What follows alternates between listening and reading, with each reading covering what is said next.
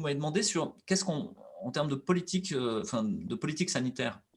Est-ce que vous auriez préconisé? Ouais, la politique sanitaire, c'est qu'aujourd'hui, si vous avez quelqu'un c'est d'arrêter de tester tout le monde dans tous les sens, de faire des espèces de tracking pour reprendre le boulot, pour aller prendre l'avion, etc. C'est hyper nauséabond. Ça veut dire que vous êtes en train de rapter le contrat social sur des motifs sanitaires. Et ça, c'est un rapt, parce que ce n'est pas une décision. Ou alors faites un référendum. Faites un référendum. Il faut que ce soit démocratique, qu'on soit tous d'accord, qu'on aliène nos libertés au nom d'une problématique sanitaire.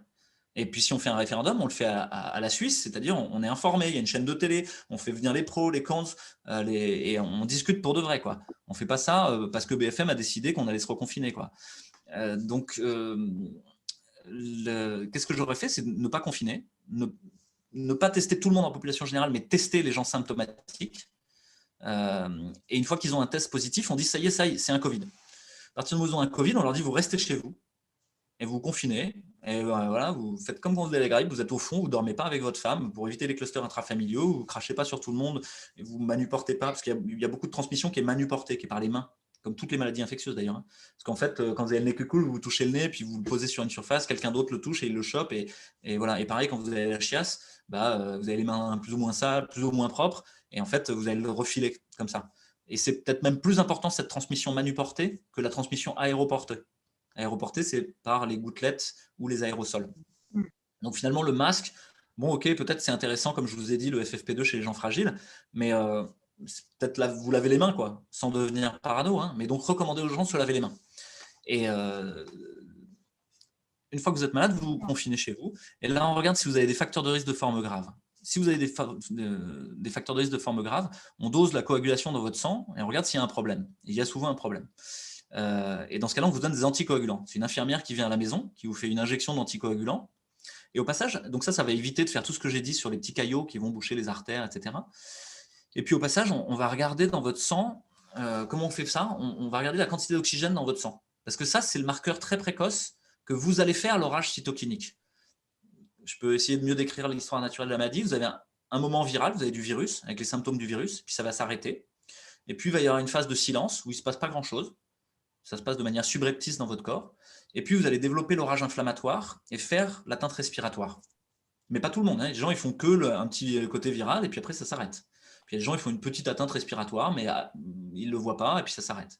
Puis il y a des gens qui font la forme grave. Comment on fait pour voir ceux qui vont faire la forme grave, pour ne pas les laisser dans la nature, sans soin, et puis qu'ils arrivent au moment où ils s'étouffent en réa directos? En fait, on leur met au bout du doigt une petite pince qui mesure la quantité d'oxygène dans le sang. Ça s'appelle un saturomètre. En gros, ça regarde si le sang il est très rouge ou très bleu. S'il est très rouge, c'est qu'il est plein d'oxygène. S'il est très bleu, c'est que ça ne va pas. Et donc, ça donne un chiffre entre 0 et 100. 0, vous êtes mort. 100, c'est normal. Quand vous êtes en dessous de 95, c'est déjà pas normal. Et là, déjà, le patient, il peut le voir lui-même. Mais s'il ne comprend pas, si c'est une personne âgée, voilà, et tout le monde, il y a l'infirmière qui passe. Parce que c'est une maladie qui évolue pas en 2 secondes. Hein. Vous n'êtes pas au tapis, sur le carreau en 2 heures. C'est une maladie qui évolue sur plusieurs jours dans l'orage cytokinique. Vous avez un peu le temps de voir venir, entre guillemets. Vous allez refaire de la fièvre à 39 à ce moment-là. Vous en aviez fait au début, vous n'avez plus fait. Vous allez refaire de la fièvre à 39. Puis là, vous commencez à vous mettre minable doucement en 2-3 jours. En fait, à partir du moment où il y a un problème d'oxygénation dans le sang, l'infirmière elle dit tiens, ça c'est l'orage cytokinique qui arrive et potentiellement une forme grave. C'est le moment de l'indication des corticoïdes. Justement, c'est le moment où il faut donner des corticoïdes. Et les corticoïdes, c'est un cacheton. Vous n'êtes pas obligé de le donner par les veines. Donc le médecin il peut le prescrire, les gens peuvent le prendre à domicile, ils n'ont pas besoin de venir à l'hôpital. Et c'est le moment d'avoir de l'oxygène. Et c'est pareil, l'oxygène, il y a des prestataires de services, des entreprises qui peuvent fournir de l'oxygène aux gens. Ils fournissent des extracteurs d'oxygène, il n'y a même pas besoin de bouteille, ça prend dans l'air de la pièce, ça se branche, puis après vous avez des batteries, vous avez une demi-heure d'autonomie, mais bon, vous êtes malade, donc vous restez tranquille. Et puis vous mettez des petites lunettes dans le nez qui vous donnent de l'oxygène. Il y a des recommandations de la Société de pneumologie de langue française qui a dit jusqu'à 4 litres et 94% de SAT, 4 litres d'oxygène par minute dans le nez, vous pouvez rester à la maison, ça va. Et si vous n'êtes pas en train de vous étouffer, quoi.